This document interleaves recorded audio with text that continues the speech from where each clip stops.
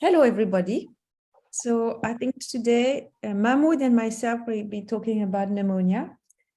But just a quick, so the time would be 5-10 minutes for me, 5 minutes going through the survey you kindly replied to 2 weeks ago, just to say thank you to everyone. And then Mahmoud will take over with 2 interesting cases of pneumonia. And I will take questions for discussions and maybe going deeper into the work we did on VAP. So mainly discussion and question for the last 10-15 minutes. Okay, so the question I asked in the survey, and it's because I've been asked to do a talk on is lung ultrasound the best POCUS in the NICU? Ask everyone your opinion on that, because I think it's a very tricky question. I didn't know what is best. What do we expect from POCUS? So I didn't know how to reply to this question, and thank you for sharing your opinion, for giving me your opinion. You were 67% of consultants. We have 21% of junior doctors and 8% of fellow, yeah. And one person was did not detail their level of expertise or qualification, so just one person. So the best POCUS NICU, the one who won the competition, is the heart, very far before anyone else. And then came brain, lung, and line. But it's interesting to see that the question was what the first most useful POCUS in the NICU. So if you look at it was the first, but when people ask them, when I ask you, what would you put as a second most useful POCUS, then lines come first. So even if it was a big in the back, in the first question, it's really leading the second place. And then the heart is second. So it may seem that either people say it's really the heart, it's really far behind, before everything else. But then after that, it's either people use it a lot or maybe they're not convinced at all about it. And the third place is the third more useful POCUS in the NICU came with lung and line. And then we see some responses with abdomen, but only at the third most useful POCUS place. Then I had to give a number to answer the final question, which one is the best POCUS in the NICU, giving a 3 point for the number 1, 2 points for the number 2, and 1 point for the number 3. The heart came first with 98 points, then lung, 69 points, lines, and brain finally. But the most interesting part was your opinion on what would you expect from POCUS. How can POCUS help your practice? And from people who put heart as the best POCUS, you said it's useful to support clinical management, to make decision timely, to make the diagnosis to target your treatment.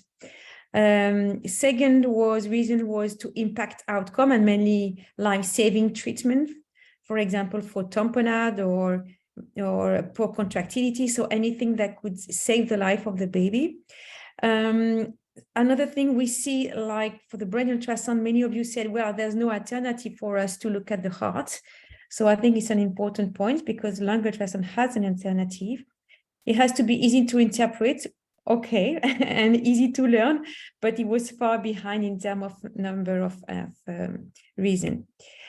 For people who put brain first, they put brain as a best POCUS, saying it helped their management because they could make the diagnosis early of IVH, which was maybe direct the care differently, as well as severe PVL. So that would impact their management.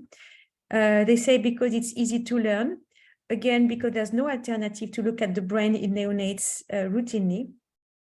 It has a role in prognosis, something we did not have with the heart. Other important point, expertise is available, and I think we have to think about that, because doing a point of care ultrasound of an organ and you have nobody around to discuss your finding with, or nobody can train you, supervise you, it's a major concern, and I think we're struggling a bit for heart and lung currently. And finally, that would impact the outcome. For people who put line as a best focus, they say it's time saving. I think we all agree on that. It's improved that clinical management because you don't have to redress all the time the line. And I love this answer. One person said, well, it's rewarding. And I do agree. I think we should not forget that we need to enjoy and find what we're doing rewarding. I think that was a very interesting answer. And for people who say lung is the best focus, they put it first because they say it's easy. The first is it's impact the clinical management first. Then it's time saving. It's true you don't have to wait for the X-ray to have an answer. It's easy to learn. That has been extensively published in the literature. It impacts the outcome in terms of life saving, and it's actually a very important point is most frequent pathologies in the NICU are respiratory pathology, so it's something you will use quite often.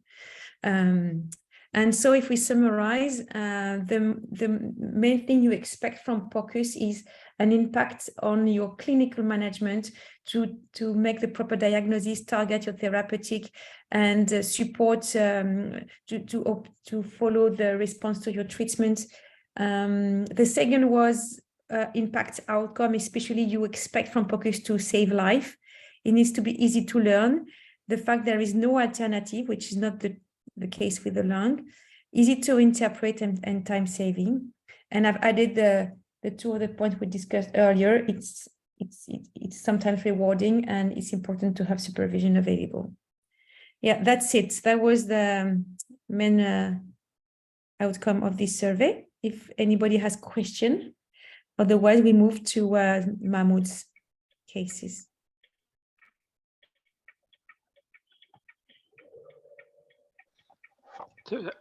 Virginia, I don't have a question.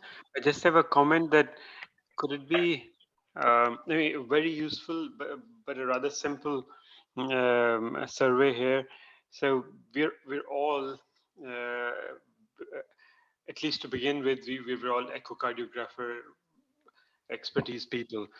So obviously there is a bias towards saying that echo is more complicated, higher skill, and that's what I like to do, and that's the best. But I think the next generation of people doing POCUS will be probably not biased towards the lung or the heart. So the lung POCUS will come up as the favorite, or I mean, favorite is not a very technical word, but that's going to be more frequent than it is right now. So this big blue bar is probably more of our bias towards echoes, I think. Yeah, I agree. I think the important thing was really not to know which was the best, but the comments. Thank you everyone for taking this time. And it's interesting to see that over the last 2 or 3 years, lung has come so close to brain, who has been here forever. So I think it's coming fast.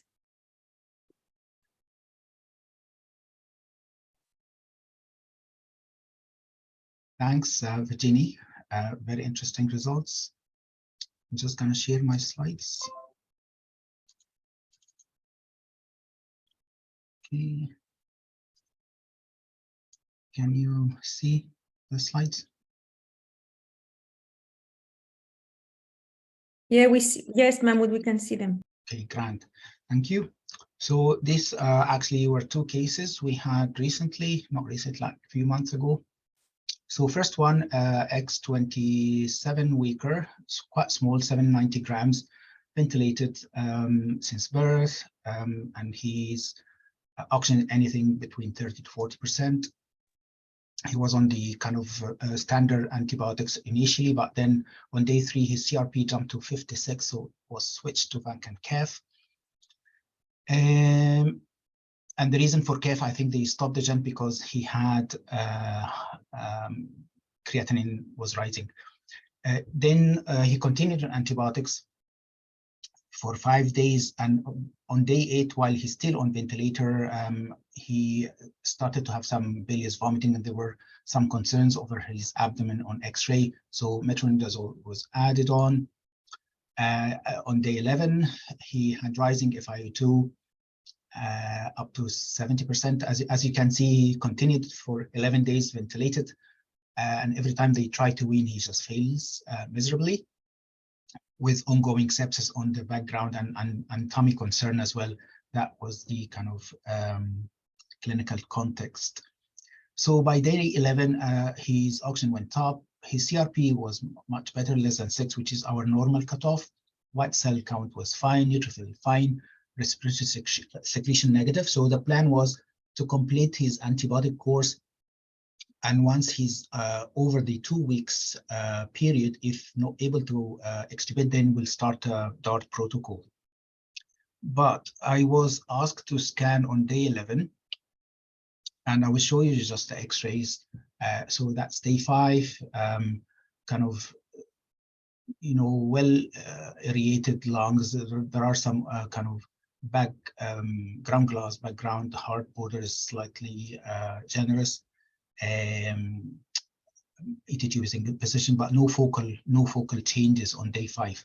Then on day 11 looks much worse, with probably more atelectatic areas, particularly mid and lower zones, both sides. So probably not well recruited lung on this X-ray on day 11. Then we've done the scan.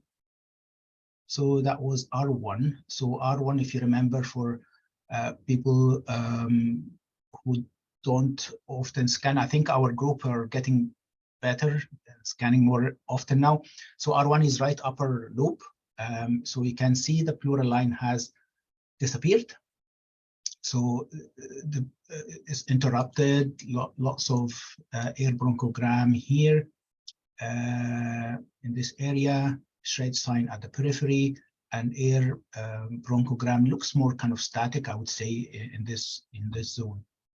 And again here, you started to see some dynamic air broncho. Can you see the mouse where I'm pointing to this area here? Yes, we can see. Floating. So this is, I would say, dynamic air bronchogram because it moves with respiratory cycle. And the lung looked more like tissue-like or hepatized, if you like, with lots of no shred sign. There is also pulse sign, which means the lung is pulsating in synchrony with the heart because it lost the air volume in it. So it's became like a solid organ. So that's why you get the pulse sign. Then R2, so that's the liver. And this again, interrupted pleural line, air bronchogram, lots of B lines around this area, indicating increased interstitial fluid. And I don't know if this part is a part of effusion. You can argue. There is a small rim of effusion just between the liver and the lung. Then the R3, which is the lateral part, again, large consolidation, air bronchogram, and the confluent B lines surround this area. So we said, okay, that doesn't look good. It's either a de-recruited, like collapsed, consolidated lungs that needs to be better recruited, or there must be something going on here. So just to complete the left side, anyone would like to comment on those scans on the left side?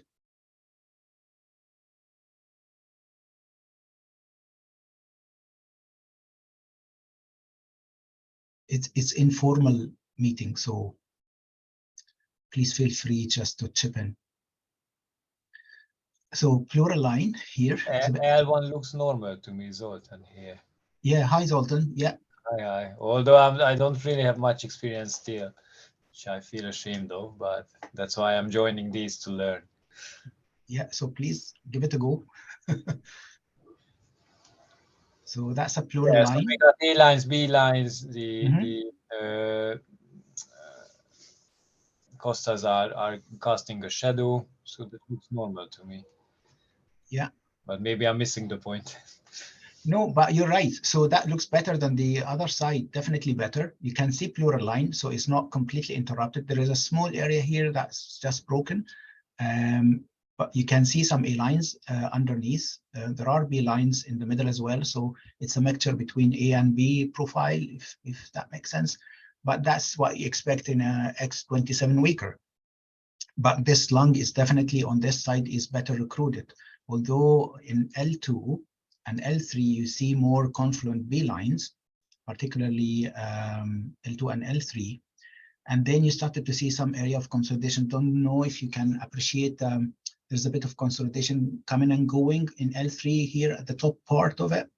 But it wasn't very clear like the other side.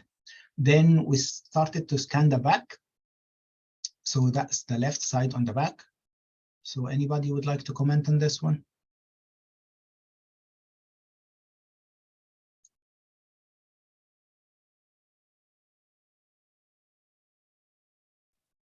So you see shredded, and then there's some maybe air bronchograms and yes. B lines. I can't see A lines on this one.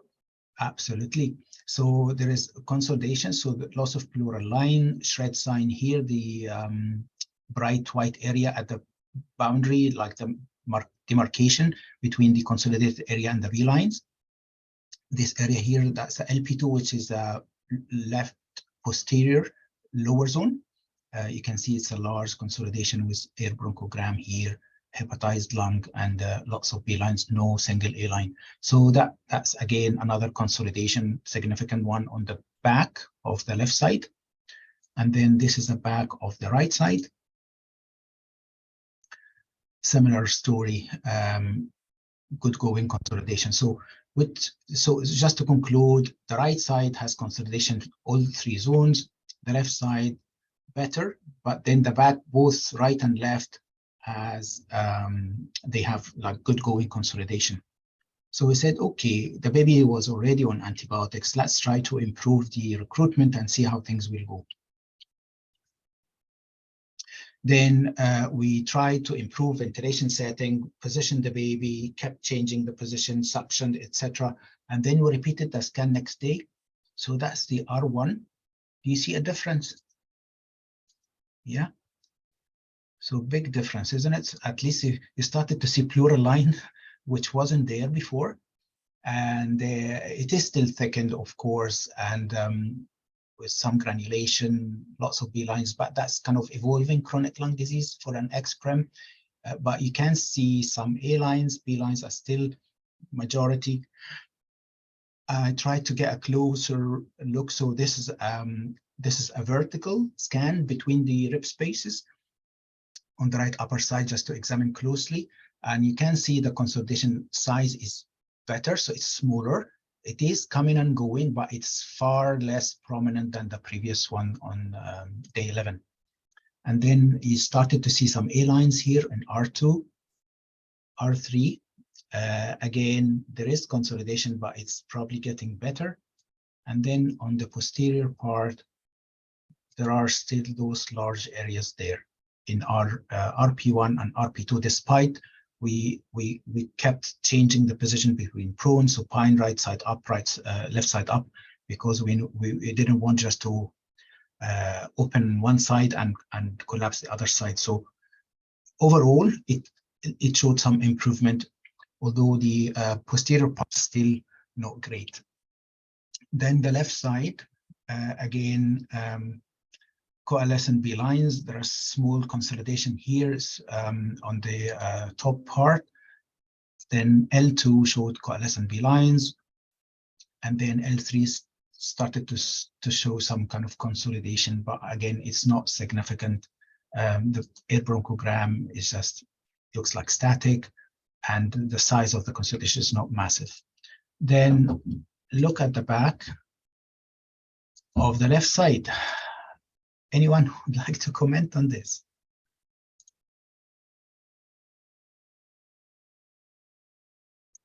Is it better or worse? My word, this is a pack of rice you're looking at. Yeah, exactly. So I would say it's a bag of worms. or rice, maybe. Nicer. Yeah. So definitely worse, isn't it? I don't see any lung whatsoever. So the lung has gone. It's replaced now with tissue-like organ, which sometimes we call hepatization of the lung. But look at the air bronchogram inside here, the white speckles. It's floating. It's like it's floating within like fluid medium. There is pulse sign, shred sign. Look at this one here. I've never seen something like this. The arborization, the pattern of the air bronchogram, it's floating, dancing. I would argue there is also fluid bronchogram as well here because of the inflammation, possibly the pus as well. Look at this, like teardrops coming and sliding here, and the branches of. So I was really, this is, okay, this is pneumonia. This is nothing else. But we'll discuss it later on.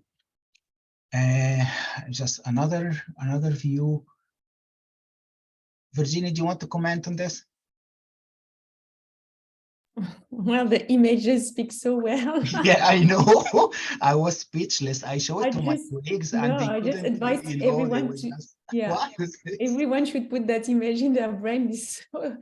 You have everything. You have everything. But my image is not very fluent. Maybe it's my screen.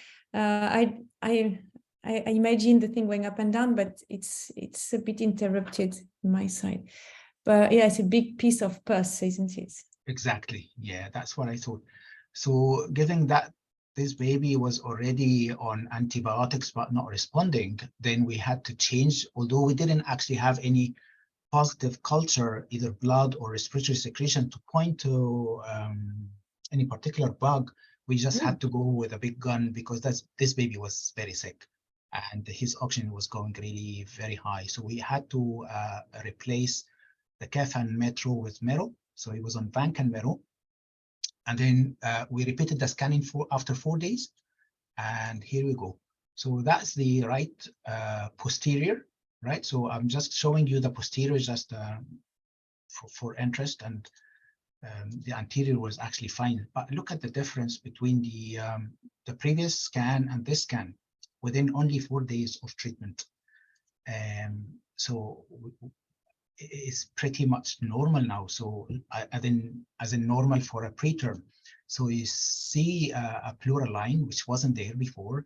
You see coalescent B lines, and intermittently you can see some A lines in the background just coming and going, but obviously there are lots of interstitial fluid. So both sides actually has markedly improved, and that kind of retrospectively now you can 100% say that was pneumonia responded to treatment. So that was the first case. So any question for this one? Mahmoud, how were the secretions and which clinical signs did you have? Any temperature stability in addition to your oxygen? So I actually thought about your score when I was putting the slides. So there was no temperature instability. CRP was less than 6, white cell count 10, neutrophils 4. So actually they were improving. The secretions were negative multiple times. That's good. Because this baby was already on antibiotics from day one. And I thought about the score, but the baby actually, apart from the scan findings, didn't score anything from biochemical or microbiological part. So in this, no, but the score is not really for that, because the score, you don't have any biological markers, because we know it's a key message that the CRP can be normal in VAP. And the white cell are not a good sign. So inflammation in the blood are not a sign of VAP. That's why it's not in the score. And you're right, because some definition of VAP don't require secretions to be positive, but if you change any antibiotics, the need to change antibiotics in many definition are part of the definition of VAP. Because if you have already antibiotics, maybe they are not really negative. It's just because you have make the growth impossible in the lab. But I think just with your lung ultrasound and your increased oxygen requirements, which are part of the score, it would work. I'm not sure the score is very useful. It was just to push a bit, but I think with such images and deterioration, exactly. And the that's thing enough. The thing is, on the X-ray, that I think that's probably the take-home message of this case. the X-ray showed de-recruited lung, or not well-recruited lung, if you like, but didn't point out to any pneumonia. And I don't think the report, I should have put the report, they didn't put any kind of infection. It's just, they said chronic lung disease and increasing capacities with perihilar densities, etc., like the standard kind of report. So it was really difficult to convince this is an infection, but with those images, I mean, yeah, it was speaking for itself, isn't it? Yeah, and I have a question for everyone then, because now I always do a lung ultrasound before starting steroids, because we put steroids on a baby who is unwell respiratory point of view. And so I think it's useful for many times actually to check there's no focal pneumonia like that on a baby who is respiratory deteriorating with a worsening chest X-ray as well. What do people think about that? Yeah, that's really a good question, and I will be interested to hear other people's thoughts, because if classically, if you don't have the ultrasound availability, this baby was on 70%, oxygen is rising, you already give 2 weeks of antibiotics, really strong ones, you have negative culture, normal CRP, normal full blood count. So the question now to you guys, would you have given DART before ultrasound for this baby? May I speak, Mahmoud? Yes, please. Yeah, so 100% I agree with what Virginie said, because and I raised that, I think, at one point before, and we had an argument about is really the DART regime sufficient to cause flourishing of pneumonia or subtle infection. And I always say you start DART, and in many babies the pneumonia becomes really severe and the baby deteriorates. So I think this is an very important approach to be followed all the time before we start DART regime. There are some hands raised, quite a few. I think Saul was the first one.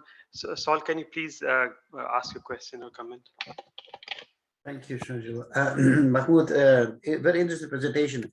Are we going to have the discussion after each case or after? Well, as you wish, guys. It's an informal presentation, so I just want to, while the picture is still fresh in your head. Yeah, that's actually good, because I made the notes a little bit and a few things to try to clarify. Why was this baby not intubated? 27 plus 6, nearly 28 weekend. So, but it's not a criticism. I will be trying to get answers to myself, because you would expect him to have at least a drive. But 56 on the day 4, you said the CRP, so he definitely came from antenatal history of the infection, which then would very much give me uroplasma of thinking on the lungs, seeing the white ones and the secretions, as you mentioned. Now, another thing, before you did on 11 and the transition to 12, you did quite a few let's say interventions, and you mentioned a keyword, the secretions, because if I looked at most of them will be on the lower parts when the baby was lying on the back. You probably, I do assume correctly, yeah. So yeah, as soon as you started to move, you definitely had a very good result from the left side, but the right side still remain sort of the, how to say, homogeneous and like a rice bag, but that's no question that something seriously going on. But, and infection, meropenem cleared, so you had certain amount of the bug that responded to meropenem. So no questions about pneumonia. But before that, was it actually secretions accumulating and getting done? So my question is, what were ventilation settings on this kid?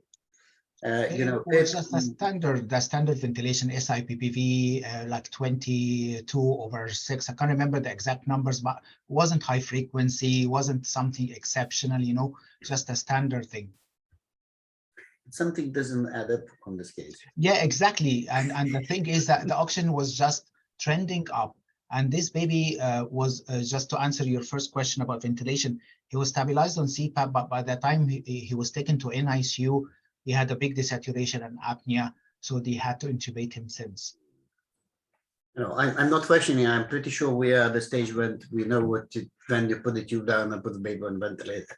This is not the audience to question these things. Yeah. Thank you. But the thing is, since he was intubated, he never managed to get this tube out, despite multiple attempts. And well, the thing is, he's been on antibiotics, so the likelihood of getting positive secretion is probably very minimal. So yeah. Great. And I got his. Thanks, Mahmood. Just building on that, how do you differentiate between mechanical event and inflammatory process? I mean, the two parts of questions, actually. That was my first question. And second one, there is data about the X-ray changes with pneumonia taking longer time as compared to the clinical recovery. Do you have a sense on ultrasound, from the onset of process, how long it takes for ultrasound appearances to improve, from allowed to say improvement? Yeah, very good question, Anna. So in terms of mechanical versus inflammatory, that's always, I keep it in mind when I try to make conclusion of what's going on and interpret it and in the context of clinical kind of assessment. That's why I don't jump to treat immediately, because remember on the first scan, there were some dynamic air bronchograms, but I said, okay, let's just hold on. Baby was already on antibiotics. Let's try to position the baby, increase the PEEP, increase the PEP, suction, like physiotherapy, all these kind of things. Despite that, the oxygen didn't come down. And the findings on the back, or when I scanned the baby, and the baby was actually lying supine, prone. These findings was like really striking. And it is really difficult to, so the dynamic air bronchogram, in particular, I'm sure Virginia will touch base on that. There are certain criteria when you see it on the ultrasound is really highly suggestive of pneumonia. And despite trying to recruit those areas, they are still persistent, then it's most likely pneumonia. And the second question about the changes with timeline, I find the X-ray really lags quite a few days. From previous cases, I've seen changes on the ultrasound dynamic much more real time. Then the X-ray, after the improvement on lung ultrasound, will start to show some changes like that was seen on the ultrasound few days before. So that's another superiority for ultrasound, because it picks up things quite early on and you can see it with your eyes. Thank you. I think Bikash has a question. Hi, thank you, Mahmood, for such a lovely presentation. And I absolutely agree in terms of the question you ask is, would you have done a lung ultrasound in a similar situation before starting DART? And to be honest, our practice is not. In terms of, we would have generally in third week of life, baby still ventilated. We generally think, okay, the baby is still on the high ventilation setting without, I don't think so. The awareness of VAP is there so much. And it is a very important pathology to consider. There's no doubt about it. And we have been caught so many times in terms of you give in DART and baby doesn't improve, and then you start thinking of higher dose. I'm not sure, as Umayma was mentioning, whether it would worsen the pneumonia because the dose we use for DART is not immunosuppressive, but at least it won't work because if you have a background infection. My question was, Mahmood, is that if you see such findings, how would you differentiate it from a bacterial or viral? Because one thing which I've been caught a few times is CMV pneumonitis. And would you then at least do a CMV test before, when you have such a widespread, I know it is more on one side, that might be one giveaway point, but still it's quite widespread changes. So is there any pointers to differentiate it's viral or bacterial? Yeah, that's because a good point. Yeah, so this particular baby was small for his, like size-wise, was small for his gestation. So we screened him for CMV, but we don't do it routinely. Like I know some centers like Imperial, they do routinely for all babies. Yeah. But this is again another question. Shall we do CMV screen for all babies before starting DART? I don't know. It's a question up there for people to answer. but if you have like red flags, for Changes. example, IgR, thrombocytopenia, a baby is not responding, and I will have low threshold to screen, to be honest. Particularly in the setting, when you have a pneumonia setting, and you know that fortunately, if baby was breastfed at any stage, like had MEBM or at any stage, then that's postnatal acquired. I think so. It's a good point to rule out. Again, that might not make it worse, but that won't help in such situation, I believe, actually. In terms of, and you won't to be waste of that. But lovely presentation, and I think so. It makes a point that before starting that, it's always a nice point to rule out any type of pneumonia, whether it's a VAP or aspiration pneumonia or what type of pneumonia it is. Yeah, absolutely. Thank you. Thanks for sharing. No Yes, worries. Zoltan, please go ahead. Just a quick question. How would an evolving BPD look like on ultrasound? If it's probably the new BPD, more like simplified alveoli. So question one, and question two, the old school, more the fibrotic one. So just to compare, when I think that's a very relevant one, Mahmoud and Virginie, what Absolutely. you suggested. So what would be the normal finding when we say, wow, okay, we got ultrasound evidence of evolving chronic lung disease? Yeah, so the BPD will be more like the left side, anterior side, if you remember the scan, how it looked like. So there was a pleural line. Which almost looked normal initially. I will show you the scan in a second. So this one here.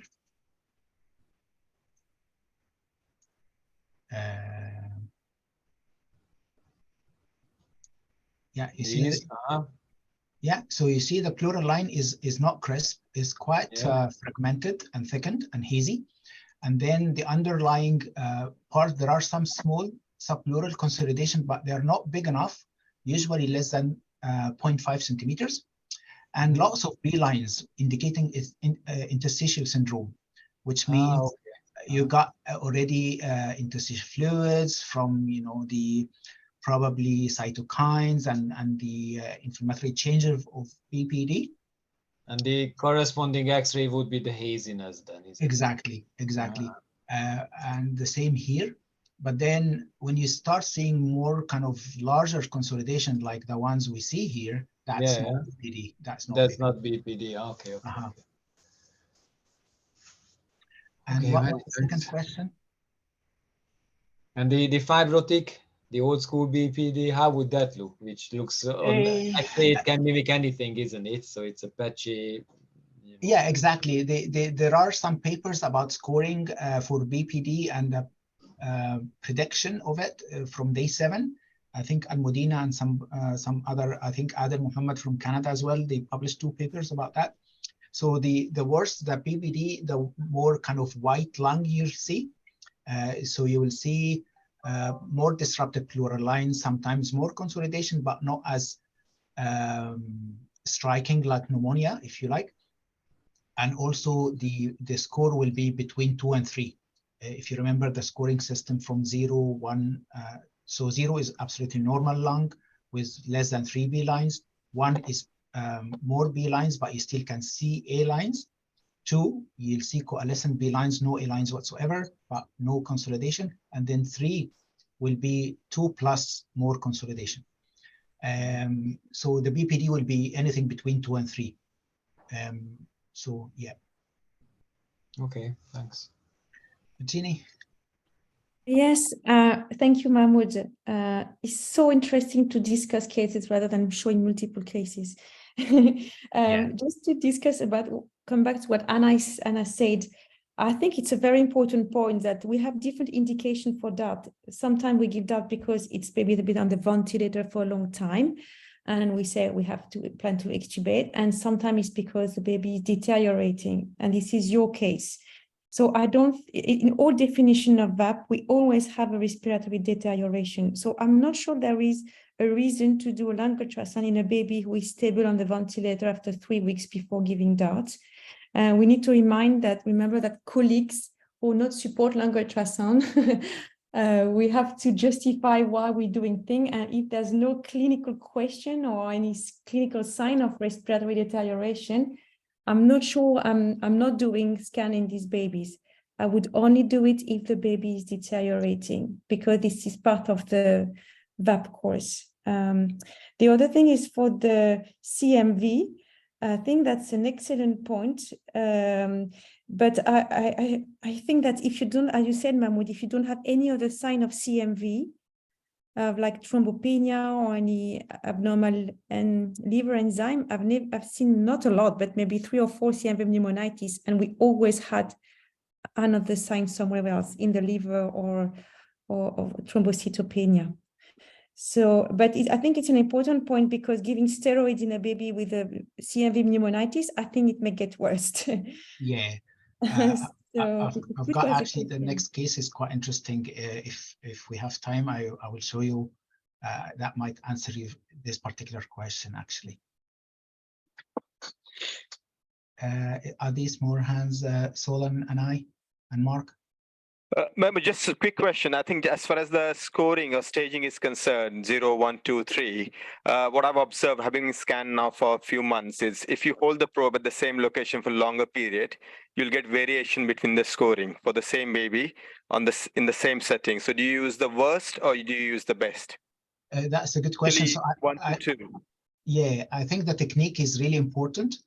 So you want to optimize your images as much as possible. Try to get a clear pleural line and good contact in the area you're scanning. And then you get the best, the worst score, if you like. But then you really need to make sure you have the right view, if that makes sense. Because sometimes babies move, and the probe moves as well. So you need to be perpendicular to the pleura, not the chest wall. So you really need to find your way to make sure you're perpendicular to the pleura, got a very nice clear picture, and then you score it. Because if you move your hand just 1 millimeter, you get a different picture. Okay. Right. Thank you, Mahmoud. I just want to go back a little bit to the BPD and the development of BPD. I think when you have a hepatic, picture with the white or nearly confluence in B lines, and you can't see A lines, it's sort of really more getting hepatic or getting more, let's say, less aerated. And that's absolutely clear. That correlates with the pathology.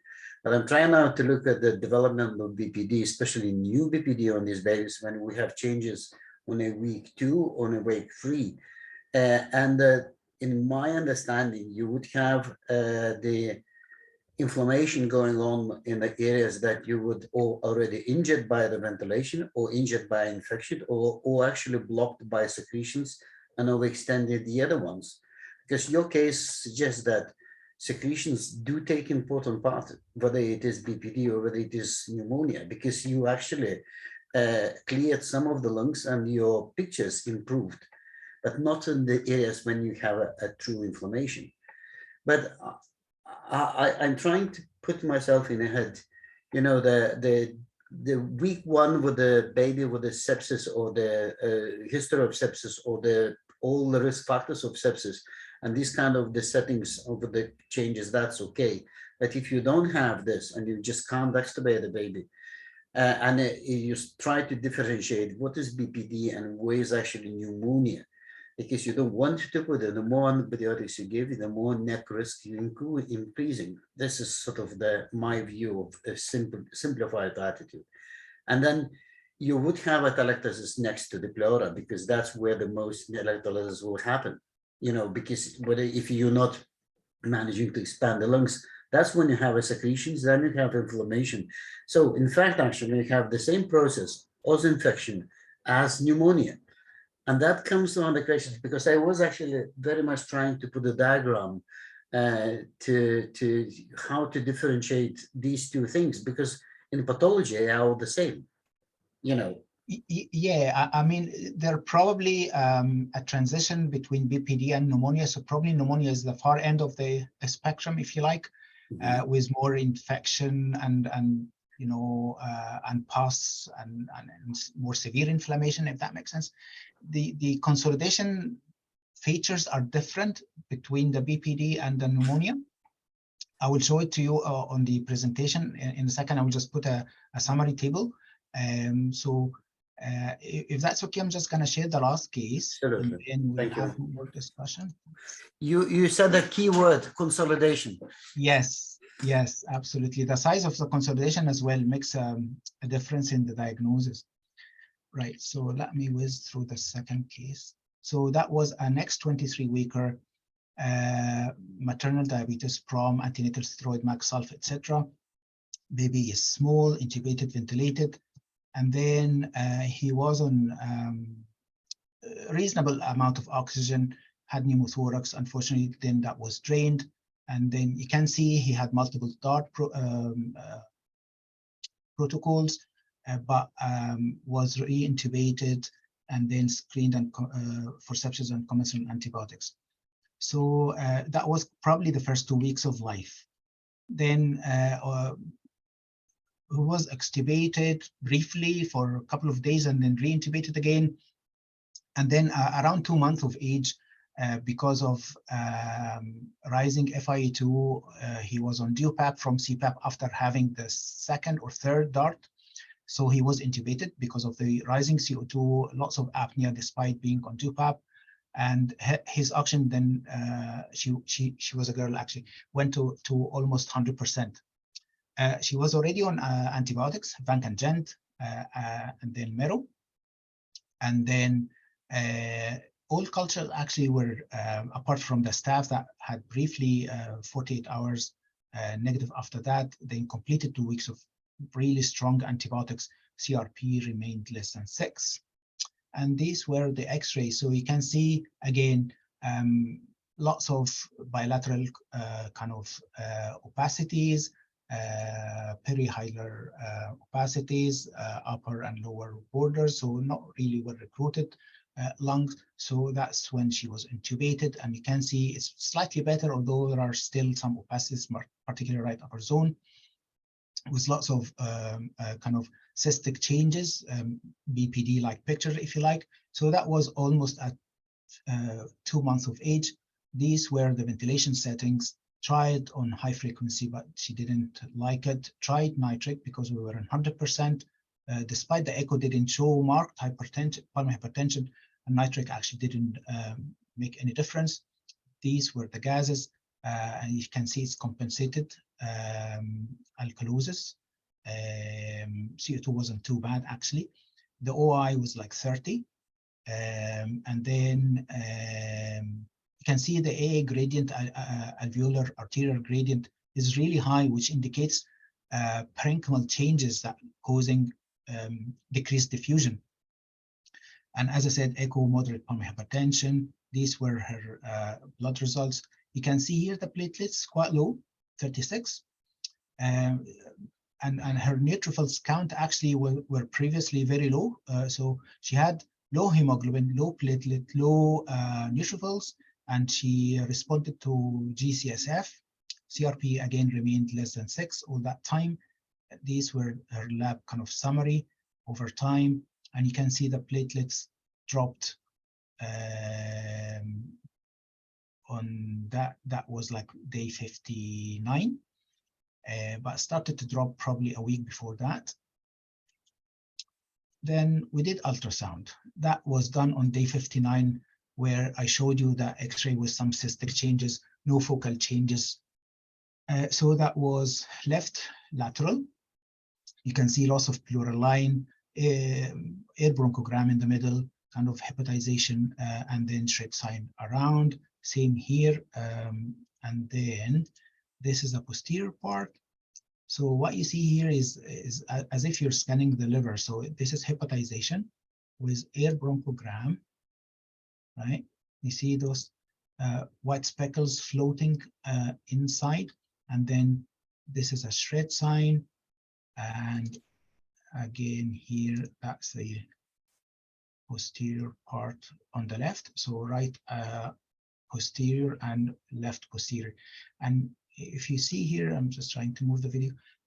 The air bronchogram is started to take a shape of 3 branches. This is what we call arborization of air bronchogram. So it's not only white dots, but started to take another form. Okay, and then this is a lower part. You see, this is really like 3 branches inside this consolidated part, and here as well. We started to see dynamic air bronchogram, complete hepatization, loss of pleura, and the pulse sign. So despite that, baby had been on very strong antibiotics with negative cultures, normal CRP, we still had those kind of things. And that, and I have to say, actually, I scanned this baby on, that was the back. The baby was lying on his front, so like lying prone. So that was anti-gravity. So you actually is more significant because it's not like the dependent area, if that makes sense. So so what we started to look at, we sent for CMV, and that was came back positive from blood and from the respiratory secretion. Turned to be postnatally acquired because the blood spot was negative. So what we had now, we had bone marrow affection, pancytopenia. We had also pneumonia from the CMV that was positive. And then we had some transaminitis as well. So we had 3 kind of systems involved, and the baby is not responding to anything, 100% oxygen, and we were stuck. So we started ganciclovir, and then baby completed 4 weeks. Viral load improved, everything improved, and you can see the numbers now. The platelets start to come up, and same for white cell count and neutrophils. And this is a graph just to show you the trend. Here, when we started the ganciclovir, the orange line is the platelets. You can see just normalized after 1 week. And endotracheal secretion was positive, urine was positive, despite CRP remained normal. And then baby was we started to after kind of 2 weeks down the line, we gave baby another dart, and we managed to extubate. Sorry, I'll just show you the scan after completing the treatment. Look at that. So lungs are back. So you can see the pleura, actually B lines and A lines. So that's not too bad for an X23 weeker. Same here, minimal consolidation. So I was quite impressed actually with this scan, and baby went home on oxygen. So I thought I would just summarize the findings of the pneumonia on ultrasound. And you probably already quite familiar with that. So pleural line abnormalities, so it could be absent, disappeared, irregular, disrupted. All the videos we had today, we just didn't have any pleural line. Consolidation and hepatization, lung pulse, which means the lung has lost all the aeration and started to transmit the cardiac pulsations. Dynamic linear arborescent air bronchogram, very highly specific. Fluid bronchogram, if you can see, that will add to that. Again, the area surrounding the consolidation, just coalescent B lines because of the interstitial syndrome. Shred sign with a demarcation around the consolidated area, and effusion on the area opposing to the consolidation, if you can see that as well. So that's my presentation, and open to question. And Virginie, if you want to come in. No, I think we should answer. Sorry, question. There's a question here. That is brilliant. As you know, Grant, because it's both a very nice description and clinical stories, and yeah, that's really very interesting. I have a few images to show what Saul was talking about, the difficulty to make the diagnosis when you have severe chronic lung disease. because it's true that, okay, it's consolidation, but you have consolidation in severe chronic lung disease. And I don't know what you think, Mahmoud. I think it's very subtle about looking at the type of bronchograms. Yeah. It's really, you have to master, to spend a lot of time watching what is a punctiform static bronchogram. I'm trying to find something for me. What is a static bronchogram? What is a punctiform bronchogram? Okay. I don't know if people see that. Yeah. It's just two slides to show you the problem. This is the aspect of a chronic lung disease. As Mahmoud showed you, you have subpleural consolidation in anterior areas and more and larger consolidation in the posterior areas. And this is a zoom on what you can see here. So you have small consolidation, B lines everywhere because there is this inflammation and excess of water. In the posterior area or even anterior here, you have some segmental atelectasis because the bronchus are sometimes obstructed, and you have this posterior consolidation. And our job there to understand if it's pneumonia or chronic lung disease is really to zoom on and to look at the bronchogram. And for example, I put this arrow because you see that I have some linear bronchogram here, and I want to know, is it moving or not? And so that's where I need to move that. I will show you some example. Oh, doesn't work. Yeah. Need to remember where they are. Oh, it's faster. Go there.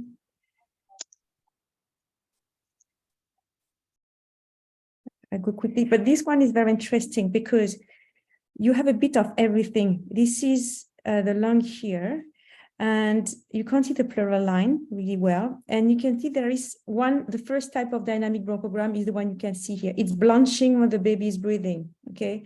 It means that this is recruitable. So you have part of your consolidation that you can recruit. Second, if you look at the border, you have isolated punctiform dynamic bronchogram. You have, can you see my pointer? Yeah, we can. Yeah. So you see here, there's just one bubble of air moving in and out. So that's what you see in de-recruitment. When the consolidation are in the back and baby stayed in the back is de-recruited. You see these single points moving in and out, and it's mostly at the border of the consolidation. Here you have one, and you have static here, static bronchogram here, and you have punctiform bronchogram here. So you have to zoom on all these things and to look deeper, and you find this one here. Try to make it bigger. And if you look at really well, you can see here, you have multiple bubbles going in and out. Okay, so that's a dynamic linear bronchogram. And then you need to find places when it's branching, if you have different places. So here maybe it's a bit more linear branching. Here it's branching, one here, one here. So all of this is quite suspect, high suspicion of pneumonia, because you have this linear and branching. It comes here, it comes here.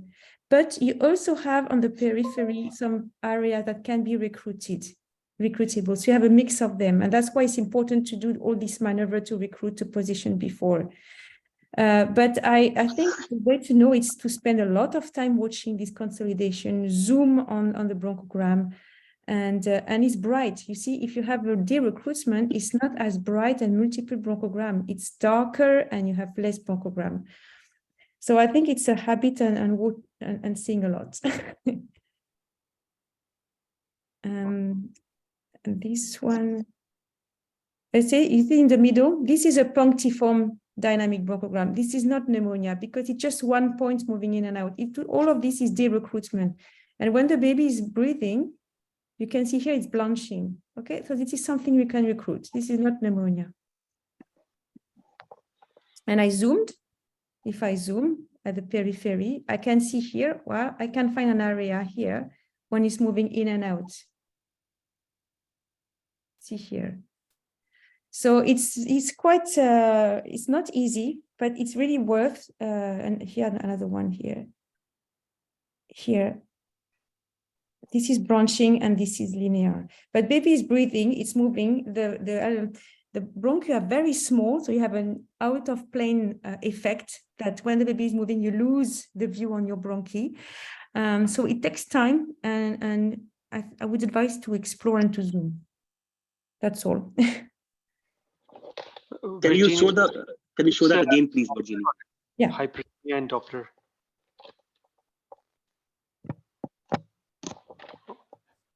So if you look on the left, you see I see it well, and suddenly I lose it because the baby is moving and out of plane stuff. You can see the Y here a bit later. I try to stop it.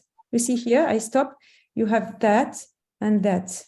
Okay, this is arborescent and linear, if you follow it. And you will not see that in the recruitment only. No, thank you. And HFO, yeah, we didn't talk. How does it look like on HFO? You see? It's vibrating. The bubbles are vibrating, but it's linear.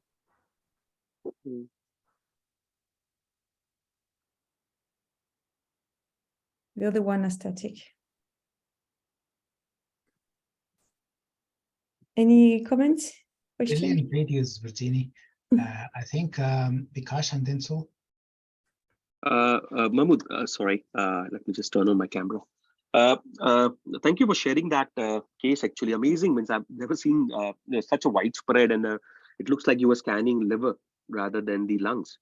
And so my impression was that the pneumonitis, viral pneumonitis particularly, is more homogeneous and it involves the whole lung rather than, and then that helps us to differentiate. And that's how I've been differentiating on X-rays, viral or bacterial pneumonia, because they have more homogeneous picture. So is that what you would see? Like, that if you have changes more, and that might also be affected by the way the baby is ventilated. I can understand that few areas would be more recruited, few areas, so the pneumonia might look worse. So yeah, so I mean, it was more on the back, Bikash, and the front weren't affected that much. Like the really good going mnemonic changes were on the back, perhaps being nursed. So time participated to that, and at that point we started changing the position just to try to help the secretions and the recruitment, but it didn't make much difference until we started, the treatment really, because 500 grammars and he's just stuck on the ventilator.